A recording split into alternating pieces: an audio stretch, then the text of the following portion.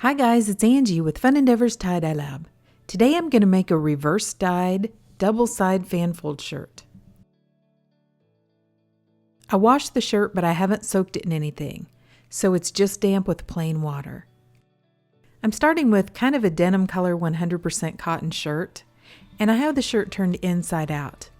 And the first thing I'm going to do is I'm going to center the shirt.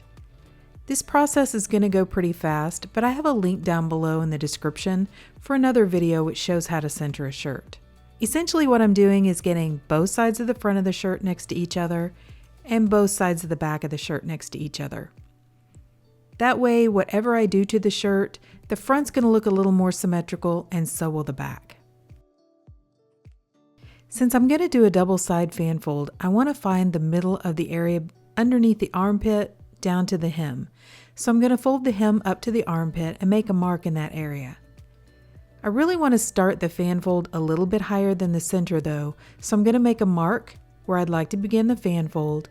Then using a piece of kite string and a washable marker, I'm going to draw an arc on the side of the shirt. Now I'm going to fan fold the line that I just drew on the shirt.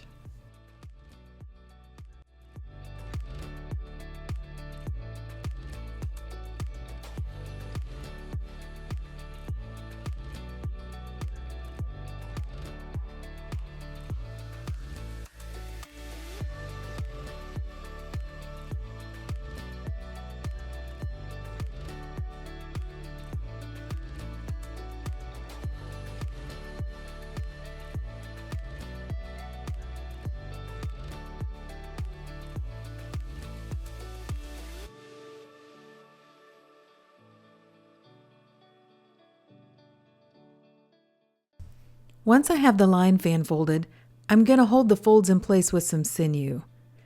I'm going to tie the shirt with sinew because I'm going to do a reverse dye. So whenever I use the Out White Brite on the shirt to remove the dye, if I don't tie the shirt with sinew, it's going to remove all the dye from the shirt. I want to have some of the original color left, and I'm expecting the color underneath the sinew to stay. Since the sinew is wax coated, the dye remover or the Out White Brite can't get underneath this sinew line and remove the blue color from the shirt in this area. So to make sure I still have some blue left on the shirt, I'm going to wrap the sinew as tightly as I can around the shirt. I'm going to continue fan folding the rest of the shirt and tying it with sinew lines too. I didn't cut the sinew off after tying a couple lines into the center of the fan fold. I went ahead and left it intact and brought it back to the original sinew line that I tied. Because I'm going to reverse dye this shirt, I'm going to do quite a few things to this shirt before I untie the sinew. I want to make sure that it stays on the shirt and it doesn't unravel. I found that I have better success if I don't cut my sinew, but I just keep it as one line and tie it as tight as possible.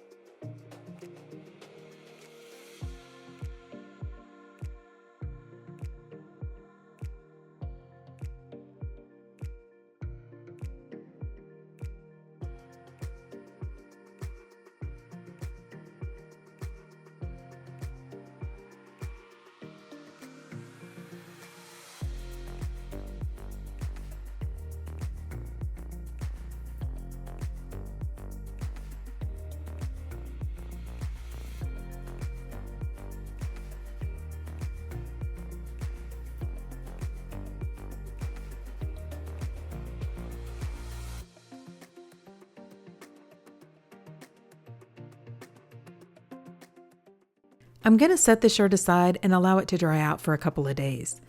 It doesn't have to be dry to use the Out White Brite. However, I'm going to do the reverse dye process on a few other shirts at the same time. And a couple of those are really thick folds, and I want them to be completely dry. So I'm just going to let this one dry out as well.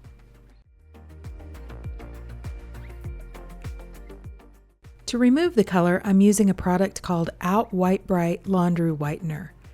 I find it in my local department store near the laundry detergent. However, there's a link down below in the description for this video for where you can purchase some from Amazon if you can't seem to find it in your local store. I've placed all the shirts that I'm going to reverse in a container, and I have the container outside. I'm liberally sprinkling the top of the shirts with the Out White Brite powder. By the way, I'm wearing my respirator through this entire process. This shirt is the one that I've highlighted with the red arrow.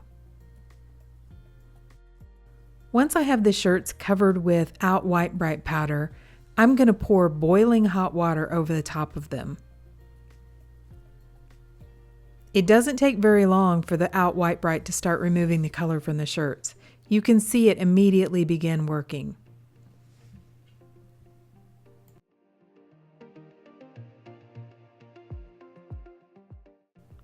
To speed up the process, I'm going to add a little bit more Out White Brite over the top of the shirts. See how it foams up when it hits the hot water?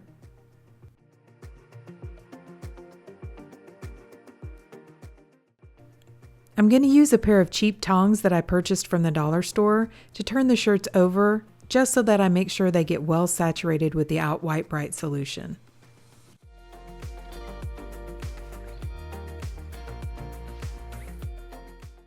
After about 10 minutes, I took the shirts out of the Out White Brite solution and took them to my utility sink, and I rinsed them really well in cold water.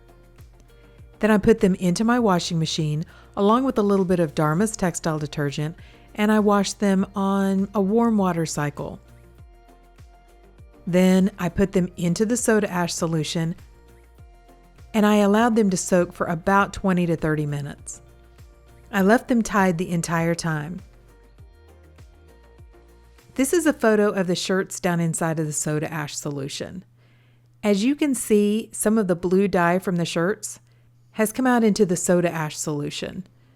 That's one reason why I suggest, if you are ever soaking a shirt that's been reverse dyed, or maybe a shirt that you previously dyed and are just wanting to do some touch-up on, not to put it into your main soda ash solution container, because it's very common for this to happen.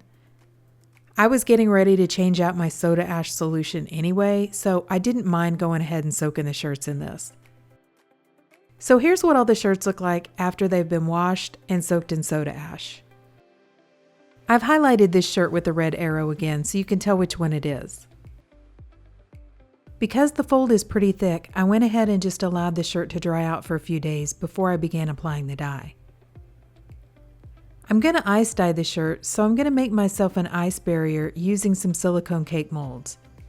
There's a link below in the description for this video for where I purchased the cake molds. To hold them tight around the shirt, I'm going to use some wooden clothespins that I'm going to attach to my metal rack.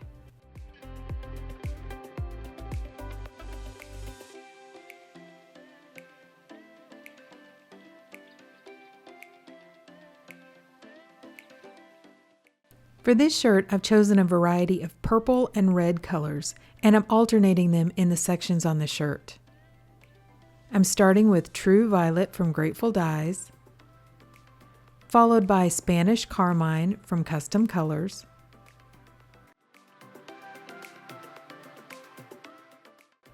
Royal Purple from Grateful Dyes,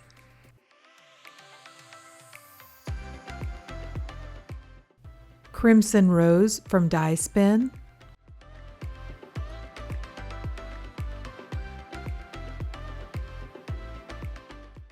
Plum from Grateful Dyes,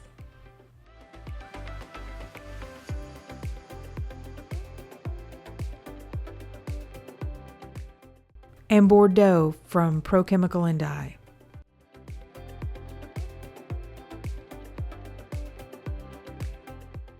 I'm going to continue this dye pattern until all the sections on the shirt are filled with dye.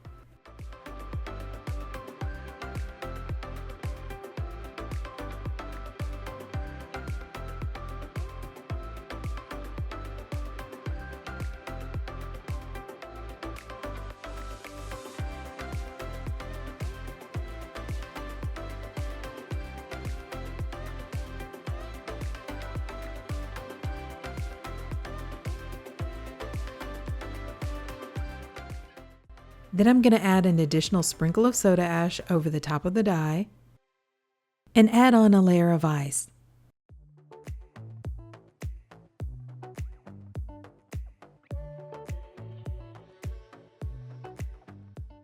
After the first layer of ice melted, I came back and checked my shirt, and you can see there's quite a bit of undissolved dye left sitting on top of the shirt.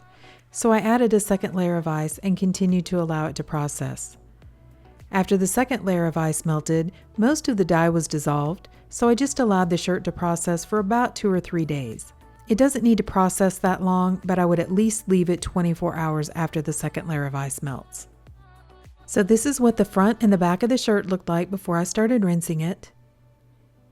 To rinse it, I began rinsing in cold water to rinse out the soda ash. Then I gradually warmed the water up to hot to rinse out any of the remaining dye that didn't bond with the fabric. Then I untied the shirt, and when the water was running almost clear, I put the shirt along with a little bit of Dharma's textile detergent into my washing machine, and I washed it using a hot water cycle. Then after the shirt was washed and dried, this is what it looks like. So what do you guys think? I really like this shirt. I like the color combination of red and purple together, and the red and purple mixed in with the blue lines from the original colored shirt, I think makes it look really unique. I like the look. It looks like the Out White Brite removed almost all of the color from the shirt except where I had the sinew lines, which is kind of what I was expecting to happen. Like I said earlier, that's the reason why you tie the lines with sinew and not with kite string. If I would have tied the shirt with kite string or just used rubber bands, pretty much the entire shirt would have been that taupe color because it would have taken out all of the blue.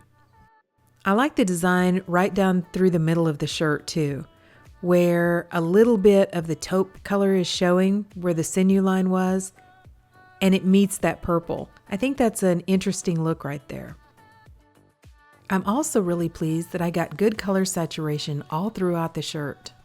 Reverse dyes are sometimes kind of like a surprise since I didn't untie the shirt in between the color removal and adding the dye. It's kind of a surprise what's going on in the middle of the shirt until you untie it at the very end. And I'm really happy with this one. I think it turned out looking really pretty. But what do you guys think? Drop me a comment down below and let me know. And I sure would appreciate it if you would like the video and subscribe to my YouTube channel. Thank you all for watching, and I hope you have a great day.